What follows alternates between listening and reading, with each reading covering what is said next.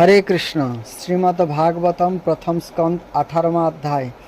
राजा परीक्षित को श्रृंगी ऋषियों का श्राप। सूत जी कहते हैं, अद्भुत कर्मा, भगवान श्री कृष्ण की कृपा से राजा परीक्षित अपनी माता की कोख में अश्वत्थामा के ब्रह्मास्त्र से जल जाने पर भी मरे नहीं।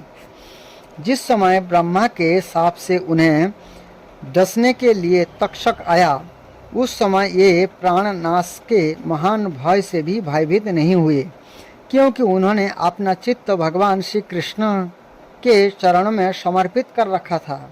उन्होंने सबकी आसक्ति छोड़ दी, गंगा तट पर जाकर सुखदेव जी से उपदेश ग्रहण किया और इस प्रकार भगवान के स्वरूप को जानकर अपने शरीर को त्याग दिया। जो लोग भगवान श्री कृष्ण की लीला कथा कहते रहते हैं, उस कथामृत का पान करते रहते हैं और इन दोनों ही साधकों के द्वारा उनके चरण कमलों का स्मरण करते रहते हैं, उन्हें अंतकाल में भी मोह नहीं होता।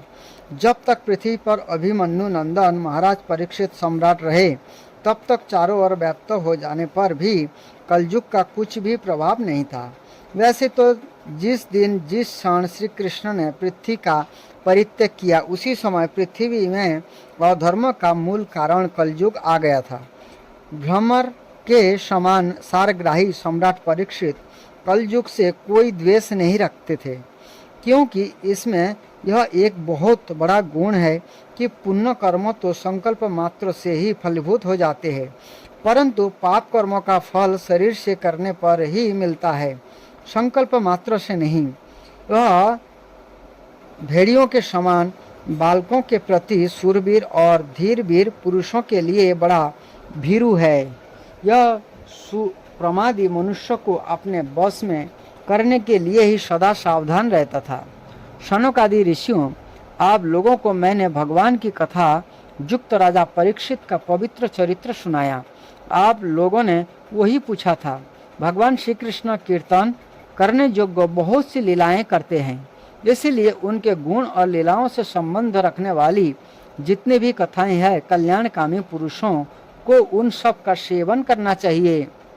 ऋषियों ने कहा, सौम्य स्वभाव सूत जी, आप जुग जुग जिए, क्योंकि मृत्यु के प्रवाह में पड़े हुए हम लोगों को आप भगवान श्री कृष्ण की अमृतमयी उज्जवल कीर्ति का श्रवण कराते हैं। यज्ञ करते करते उसके धुएं से हम लोगों का शरीर धूमिल हो गया है, फिर भी इस कर्म का कोई विश्वास नहीं है। इधर आप तो वर्तमान में ही भगवान श्री कृष्णचंद्र के चरण कमलों का मादक और मधुर मधु मिलाकर हमें तृप्त कर रहे हैं। भगवत प्रेमी भक्त के लव मात्र के संग से स्वर्ग एवं मोक्ष की भी तुलना नहीं की जा सकती। फिर मनुष्य के तुच्छ भोगों की तो बात ही क्या है। ऐसा कौन रस मर्मज्ञ होगा जो महापुरुष के एकमात्र जीवन सर्वस्व श्री कृष्ण की लीला कथाओं से तृप्त हो जाए। समस्त प्राकृतिक गुणों से अतीत भगवान के अचिंत अनंत कल्याणमय गुणों का पार तो ब्रह्मा शंकर आदि बड़े बड़े जोगेश्वर भी नहीं पा सके। विद्वान, आप भगवान को ही अपने जीवन का ध्रुव तारा मानते हो, इसलिए आप सत्पुरुषों के एकमात्र आश्रय भगवान के उदार और विशुद्ध चरित्र का हम श्रद्धालु श्रोताओं के लिए विस्तार से वर्णन कीजिए। परम प्रेमी महाबुद्धि परीक्षित ने श्री सुखदेव जी के उपदेश किए हुए जिस ज्ञान से मोक्ष स्वरूप भगवान के चरण कमलों का प्राप्त किया, आप कृपा करके उसी ज्ञान और परीक्षित के परम पवित्र उपाख्यान का वर्णन कीजिए, क्योंकि उसमें कोई बात छिपाकर नहीं कही गई होगी और भगवत प्रेमी की अद्भुत योग निष्ठा का निरूपण किया गया होगा। उसमें पद पद पर भगवान श्री कृष्ण की लीलाओं का वर्णन हुआ होगा। भगवान के प्यारे भक्तों को वैसा प्रसंग सुनने में बड़ा रस मिलता है। सूत जी कहते, ओह, विलोम जाति में उत्पन्न होने पर भी महात्मा की सेवा करने के कारण आज हमारा जन्म सफल हो गया, क्योंकि महापुरुषों के साथ बातचीत करने मात्र से ही नीच कुल में उत्पन्न होने की मनावस्था शीघ्र ही मिट जाती है। फिर उन लोगों की तो बात ही क्या है जो सत्पुरुषों के एकमात्र आश्रय भगवान का नाम लेते हैं। भगवान की शक्ति अनंत है, ये स्वयं अनंत है। वास्तव में उनके गुणों की अनंतता के कारण ही उन्हें अनंत कहा गया है। भगवान के गुणों की क्षमता भी जब कोई नहीं कर सकता, तब उनसे बढ़कर तो कोई हो ही कैसे सकता है। उनके गुणों की यह विशेषता समझने के लिए इतना कह देना ही पर्याप्त है कि लक्ष्मी जी आपने को प्राप्त करने की इच्छा से प्रार्थना करने वाले ब्रह्मा आदि देवताओं को छोड़कर भगवान के ना चाहने पर भी उनके चरण कमलों की रज का ही सेवन करती है। ब्रह्मा जी ने भगवान के चरण कमलों का प्रक्षालन करने के लिए ही जल समर्पित किया था।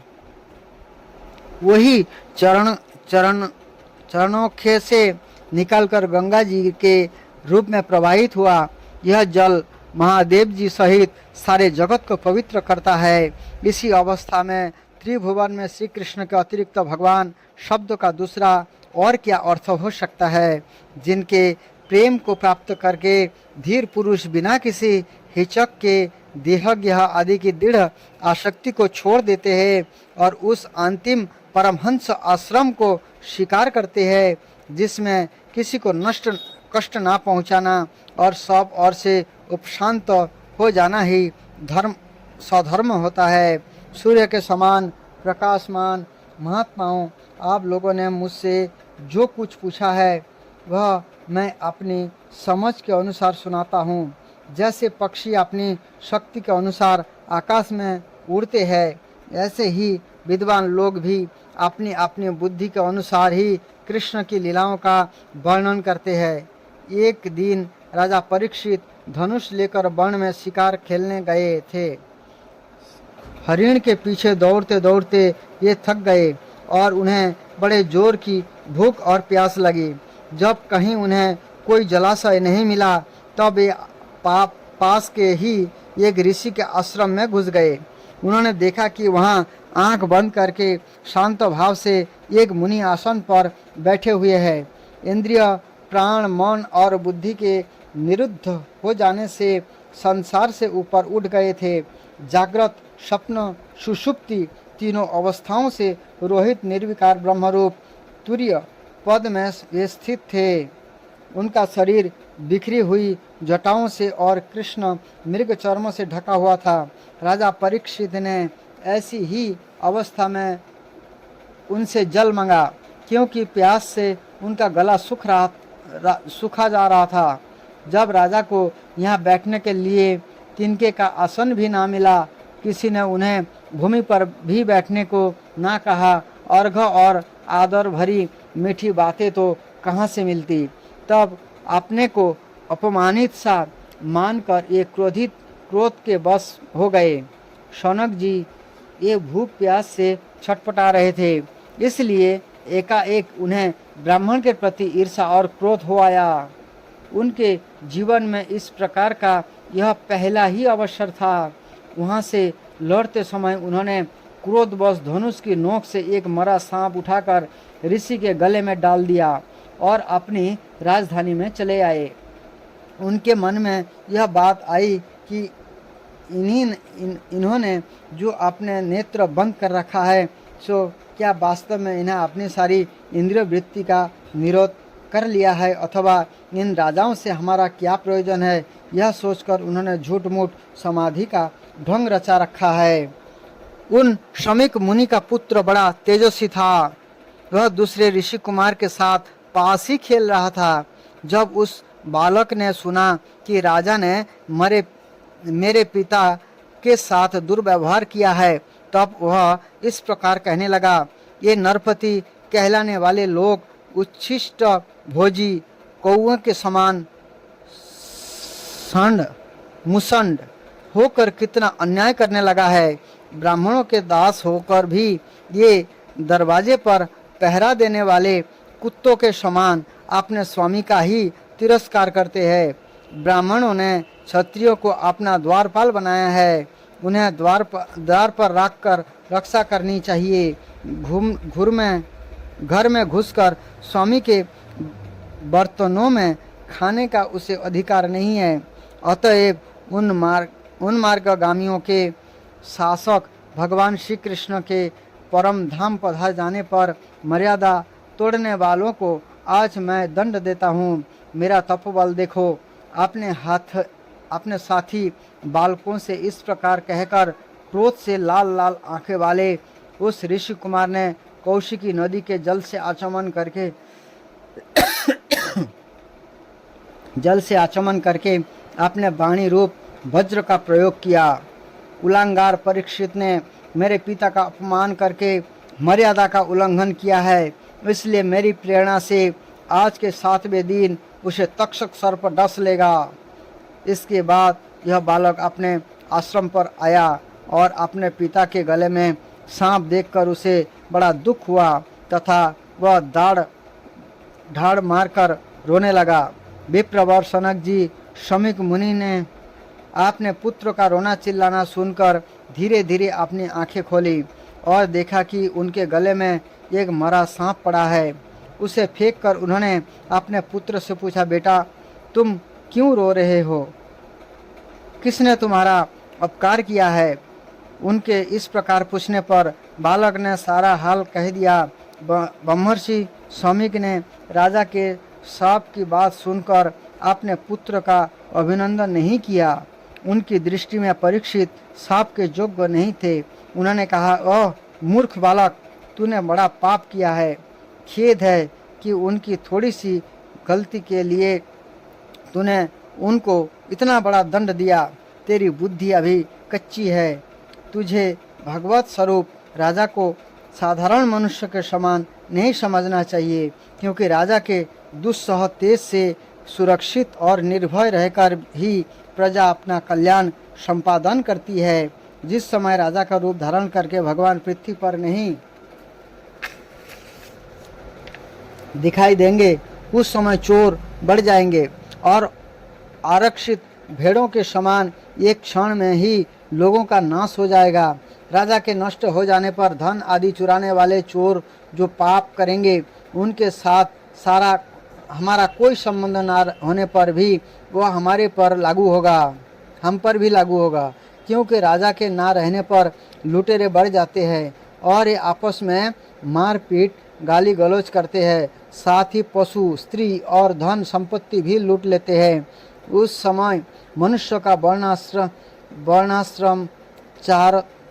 वर्णाश्रमाचार युक्त वैदिक आर्य धर्म लुप्त हो जाता है। अर्थ, लोभ और काम वासना के विवश होकर लोग कुत्ते और बंदरों के समान वर्ण संकर हो जाते हैं। सम्राट परीक्षित तो बड़े ही यशस्वी और धर्मधनुर्धर है। उन्होंने बहुत से अश्वमेध यज्ञ किए हैं और ये भगवान के परम प्यारे भक्त है। ये ही राजर्षि भूख प्यास से व्याकुल होकर हमारे आश्रम पर आए थे। ये साप के योग्य कदापि नहीं है। इस नासमझ बालक ने हमारे निष्पाप सेवक राजा का अपराध किया है। सर्वात्मा भगवान कृपा करके इसे क्षमा करे। भगवान के भक्तों में भी बदला लेने की शक्ति होती है, परंतु ये दूसरों के द्वारा किए हुए अपमान, धोखेबाजी, गाली गलौज, आक्षेप और मारपीट का कोई बदला नहीं लेते। महामुनि शमीक को पुत्र के अपराध पर बड़ा पश्चाताप हुआ। राजा परीक्षित ने जो उनका अपमान किया था, उस पर तो उन्होंने ध्यान ही नहीं दिया। महात्माओं का स्वभाव ही ऐसा होता है कि ये जगत के जब दूसरे लोग उन्हें सुख दुख आदि द्वंद्व में डाल लेते हैं, तब भी ये प्राय हर्षित या व्यथित नहीं होते, क्योंकि आत्मा का स्वरूप तो गुणों से सर्वथा परे है। उच्च वर्ण के माता और निम्न वर्ण के पिता से उत्पन्न संतान को विलोमच कहते हैं। सूर्य जाति की उत्पत्ति इसी प्रकार ब्राह्मणी माता और क्षत्रिय पिता के द्वारा होने से उसे शास्त्रों में विलोम जाति माना जाता है। 19वां अध्याय। परीक्षित का अनशन व्रत और सुखदेव जी का आगमन। सूत जी कहते हैं, राजधानी में पहुंचने पर राजा परीक्षित को अपने उस निंदनीय कर्म के लिए बड़ा पश्चाताप हुआ। ये अत्यंत उदास हो गए और सोचने लगे, मैंने निरपराध एवं अपना तेज छिपाए हुए ब्राह्मण के साथ अनार्य पुरुषों के समान बड़ा नीच व्यवहार किया। यह बड़े खेद की बात है। अवश्य ही उन महात्मा के अपमान के फलस्वरूप शीघ्र से शीघ्र मुझ पर कोई घोर विपत्ति आएगी। मैं भी ऐसा ही चाहता हूँ, क्योंकि उससे मेरे पाप का प्रायश्चित हो जाएगा और फिर कभी मैं ऐसा काम करने का दुस्साहस नहीं करूँगा। ब्राह्मणों की क्रोधाग्नि आज ही मेरे राज्य, सेना और भरे पूरे खजानों को जलाकर खाक कर दे, जिससे फिर कभी मुझ दुष्ट की ब्राह्मण, देवता और गौओं के प्रति ऐसी पाप बुद्धि ना हो। ये उस प्रकार चिंता कर ही रहे थे कि उन्हें मालूम हुआ ऋषि कुमार के साप से तक्षक मुझे डसेगा। उन्हें वह धधकती हुई आग के समान तक्षक का डसना बहुत भला मालूम हुआ। उन्होंने सोचा कि बहुत दिनों से मैं संसार में आसक्त हो रहा था, अब मुझे शीघ्र वैराग्य होने का कारण प्राप्त हो गया। ये इस लोक और परलोक के भोगों को तो पहले से ही तुच्छ और राज्य त्याज्य समझते थे। अब उनका स्वरूपतः त्याग करके भगवान श्री कृष्ण के चरण कमलों की सेवा के ही सर्वोपरि मानकर आमरण अनशन व्रत लेकर ये गंगा तट पर बैठ गए। गंगा जी का जल भगवान श्री कृष्ण के चरण कमलों का यह पराग लेकर प्रवाहित होता है, जो श्रीमती तुलसी के गंध से मिश्रित है। वही कारण है कि ये लोकपाल के सहित ऊपर नीचे के समस्त लोगों को पवित्र करती है। कौन ऐसा मरणासन्न पुरुष होगा जो उनका सेवन ना करे। इस प्रकार गंगा जी के तट पर आमरण अनशन का निश्चय करके उन्हें समस्त आसक्तियों का परित्याग कर दिया और ये मुनियों का व्रत स्वीकार करके अनन्य भाव से श्री कृष्ण के चरण कमलों का ध्यान करने लगे। उस समय त्रिलोक को पवित्र करने वाले बड़े बड़े महानुभाव ऋषि मुनि आपने शिष्यों के साथ यहाँ पधारे। संत जन प्राय तीर्थ यात्रा के बहाने स्वयं उन तीर्थ स्थान को ही पवित्र करते हैं। उस समय वहाँ पर अत्रि, वशिष्ठ, श्रवण, सरदान, अरिष्टनेमि, भृगु, अंगिरा, पराशर, विश्वामित्र, परशुराम, उतत्थ, इंद्रप्रमथ, युध्मवाह, मेधातिथि, देवल, अरिष्टसेन, भारद्वाज, गौतम, पिपलात, मैत्र, आर्वे, कवस, आगस्थ, भगवान व्यास, नारद तथा इनके अतिरिक्त और भी कई श्रेष्ठ देवर्षि, ब्रह्मर्षि तथा अरुणादि राजर्षियों का शुभागमन हुआ। इस प्रकार विभिन्न गोत्रों के मुख्य मुख्य ऋषियों को एकत्र देखकर राजा ने सबका यथायोग्य सत्कार किया और उनके चरणों पर सिर रखकर वंदना की। जब सब लोग आराम से अपने अपने आसनों पर बैठ गए, तब महाराज परीक्षित ने उन्हें फिर से प्रणाम किया और उनके सामने खड़े होकर शुद्ध हृदय से अंजलि बांधकर ये जो कुछ करना चाहते थे उसे सुनाने लगे। राजा परीक्षित ने कहा, ओह, समस्त राजाओं में हम धन्यतम है, क्योंकि आपने शील स्वभाव के कारण हम आप महापुरुष के कृपा पात्र बन गए हैं। राजवंश के लोग प्राय निंदित कर्म करने के कारण ब्राह्मणों के चरण धोने से दूर पड़ जाते हैं। यह कितने खेद की बात है। मैं भी राजा ही हूँ। निरंतर देह गेह में आसक्त होने के कारण मैं भी पाप रूप ही हो गया हूँ। इसी से स्वयं भगवान ही ब्राह्मण के सांप से सांप के रूप में मुझ पर कृपा करने के लिए पधारे हैं। यह सांप वैराग्य उत्पन्न करने वाला है, क्योंकि इस प्रकार के सांप से संसारासक्त पुरुष भयभीत होकर विरक्त हो जाया करते हैं। ब्राह्मणों,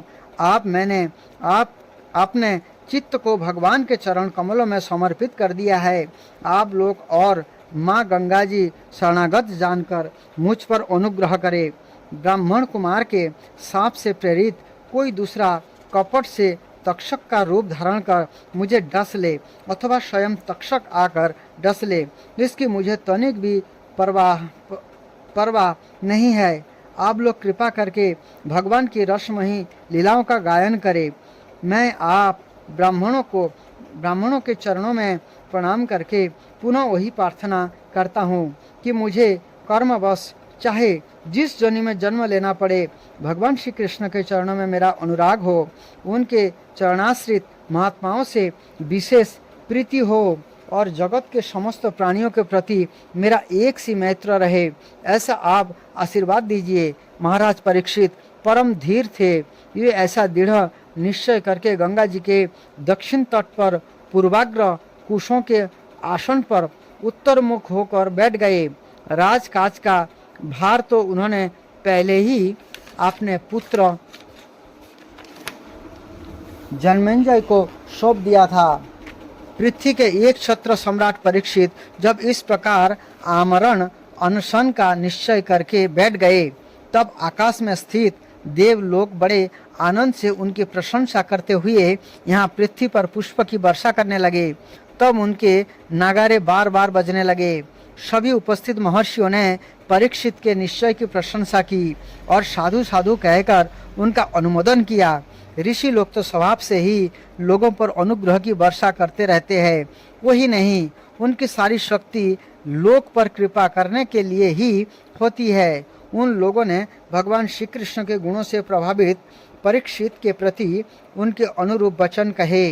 राजर्षि शिरोमणे, भगवान श्री कृष्ण के सेवक और अनुयायी आप पांडव वंशियों के लिए यह कोई आश्चर्य की बात नहीं है, क्योंकि आप लोगों ने भगवान की सान्निध्य प्राप्त करने की आकांक्षा से उस राज सिंहासन का एक क्षण में भी ही परित्याग कर दिया, जिसके सेवा बड़े बड़े राजा अपने मुकुटों से करते हैं। हम सब तब तक वहीं रहेंगे जब तक ये भगवान के परम भक्त परीक्षित अपने नश्वर शरीर को छोड़कर माया द्वेष एवं शोक से रोहित भगवत धाम में नहीं चले जाते। ऋषियों के ये वचन बड़े ही मधुर, गंभीर, सत्य और समता से युक्त थे। उन्होंने सुनकर राजा परीक्षित ने उन जोगयुक्त मुनियों का अभिनंदन किया और भगवान के मनोहर चरित्र सुनने की इच्छा से ऋषियों से प्रार्थना की। महात्माओं, आप सभी सब ओर से यहाँ पधारे हैं। आप सत्य लोक में रहने वाले मूर्तिमान वेदों के समान है। आप लोगों का दूसरों पर अनुग्रह करने के अतिरिक्त जो आपका सहज स्वभाव है, वह इस लोक या परलोक में और कोई सार्थ नहीं है। विप्रवरों, आप लोगों पर पूर्ण विश्वास करके मैं अपने कर्तव्य के संबंध में यह पूछने योग्य प्रश्न करता हूँ। आप सभी विद्वान परस्पर विचार करके बतलाइए कि सबके लिए यह अवस्थाओं में और विशेष करके थोड़े ही समय में मरने वाले पुरुषों के लिए अंतःकरण और शरीर से करने योग्य विशुद्ध कर्म कौन सा है। इसी समय पृथ्वी पर स्वेच्छा से विचरण करते हुए किसी की कोई अपेक्षा न रखने वाले व्यास नंदन भगवान श्री सुखदेव जी महाराज यहाँ प्रकट हो गए। ये वर्ण अथवा आश्रम के बाह्य चिन्हों से रोहित एवं आत्मानुभूति में संतुष्ट थे। बच्चे और स्त्रियों ने उन्हें घेर रखा था। उनका वेश अवधूत का था। 16 वर्ष की अवस्था ही चरण, हाथ, जंघा, भुजाएं, कंधे को कपोल और अन्य सब अंग अत्यंत सुकुमार थे। नेत्र बड़े बड़े और मनोहर थे। नासिका कुछ ऊंची थी, कान बराबर थे, सुंदर भौहें थी। इनसे मुख बड़ा ही शोभायमान हो रहा था। गला तो मानो सुंदर शंख ही है। हंसली ढकी हुई, छाती चौड़ी और उभरी हुई नाभि भंवर के समान गहरी तथा उदर बड़ा ही सुंदर त्रिलोक से युक्त था, त्रिबली से युक्त था। लंबी लंबी भुजाएं थी। मुख पर घुंघराले बाल बिखरे हुए थे। इस दिगंबर वेश में ये श्रेष्ठ देवता के समान तेजस्वी जान पड़ते थे। सेम रंग था, चित्त को चुराने वाले भरी जवानी थी। ये शरीर की छठा और मधुर मुस्कान से स्त्रियों को सदा ही मनोहर जान पड़ते थे। यद्यपि उन्होंने अपने तेज को छिपा रखा था, फिर भी उनके लक्षण जानने वाले मुनियों ने उन्हें पहचान लिया और ये सब के सब अपने अपने आसन छोड़कर उनके सम्मान के लिए उठ खड़े हुए। राजा परीक्षित ने अतिथि रूप से पधारे हुए श्री सुखदेव जी को सिर झुकाकर प्रणाम किया और उनकी पूजा की। उनके स्वरूप को न जानने वाले बच्चे और स्त्रियां उनकी महिमा देखकर वहां से लौट गए। सबके द्वारा सम्मानित होकर श्री सुखदेव जी श्रेष्ठ आसन पर विराजमान हुए। ग्रह, नक्षत्र और तारों से घिरे हुए चंद्रमा के समान ब्रह्मर्षि, देवर्षि और राजर्षियों के समूह से आवृत सुखदेव जी अत्यंत शोभायमान हुए। वास्तव में ये महात्माओं के भी आदरणीय थे। जब प्रखर बुद्धि सुखदेव जी शांत भाव से बैठ गए, तब भगवान के परम भक्त परीक्षित ने उनके समीप आकर और चरणों पर सिर रखकर प्रणाम किया। फिर खड़े होकर हाथ जोड़कर नमस्कार किया। उसके पश्चात बड़ी मधुर वाणी से उनसे यह पूछा। परीक्षित ने कहा, ब्रह्म स्वरूप भगवान, आज हम बड़भागी हुए, क्योंकि अपराधी क्षत्रिय होने पर भी हमें संत समागम का अधिकारी समझा गया। आज कृपा पूर्वक अतिथि रूप से पधार कर आपने हमें तीर्थ के तुल्य पवित्र बना दिया। आप जैसे महात्माओं के स्मरण मात्र से ही गृहस्था के घर तत्काल पवित्र हो जाते हैं। फिर दर्शन, स्पर्श, पाद प्रक्षालन और आसन दान आदि का सुअवसर मिलने पर तो कहना ही क्या है। महाजोगिन जैसे भगवान विष्णु के सामने दैत्य लोग नहीं ठहरते, वैसे ही आपकी सानिध्य से बड़े बड़े पाप भी तुरंत नष्ट हो जाते हैं। अवश्य ही पांडवों के सुहित भगवान श्री कृष्ण मुझ पर अत्यंत प्रसन्न है। उन्होंने अपने फुफेरे भाइयों की प्रसन्नता के लिए उन्होंने कुल में उत्पन्न हुए मेरे साथ भी अपने पन का व्यवहार किया है। भगवान श्री कृष्ण की कृपा ना होती तो आप सरीखे एकांत वनवासी अव्यक्त गति परम सिद्ध पुरुष स्वयं पधार कर इस मृत्यु के समय हम जैसे प्राकृत मनुष्य को क्यों दर्शन देते। आप योगियों के परम गुरु है, इसलिए मैं आपसे परम सिद्धि के स्वरूप और साधन के संबंध में प्रश्न कर रहा हूँ। जो पुरुष सर्वथा मरना संपन्न है, उसका क्या करना चाहिए। भगवान, साथ ही वह भी बतलाइए कि मनुष्य मात्र को क्या करना चाहिए। वे किसका श्रवण, किसका जप, किसका स्मरण और किसका भजन करे तथा किसका त्याग करे। भगवत स्वरूप मुनिवर, आपका दर्शन अत्यंत दुर्लभ है, क्योंकि जितनी देर एक गाय दोही जाती है गृहस्थ के घर पर, उतनी देर भी तो आप नहीं ठहरते। सूत जी कहते हैं, जब राजा ने बड़ी ही मधुर वाणी में इस प्रकार संभाषण एवं प्रश्न किए, तब समस्त धर्म के मर्मज्ञ व्यासनंदन भगवान श्री सुखदेव जी उनका उत्तर देने लगे। इस जगह राजा ने ब्राह्मणों से दो प्रश्न किए हैं। पहला प्रश्न वह है कि जीव को सदा सर्वदा क्या करना चाहिए, और दूसरा वह कि थोड़ी ही समय में मरने वाले उनका कर्तव्य क्या है। ये ही दो प्रश्न उन्होंने सुखदेव जी से भी किए तथा क्रमशः इन्हीं दोनों प्रश्नों का उत्तर द्वितीय स्कंद में लेकर द्वादश पर्यंत सुखदेव जी ने दिया है। मतलब पूरा श्रीमद् भागवतम यही दो प्रश्नों पर आधारित है। ये हर जीवों को क्या करना चाहिए और मरने वाले जीव को जिसका मृत्यु समीप है उनको क्या करना चाहिए। इस प्रकार प्रथम स्कंद समाप्त हुआ। इति प्रथम स्कंद समाप्त। हरिओम तत्सत्। हरे कृष्ण कृष्ण कृष्ण हरे हरे, हरे राम राम राम हरे हरे।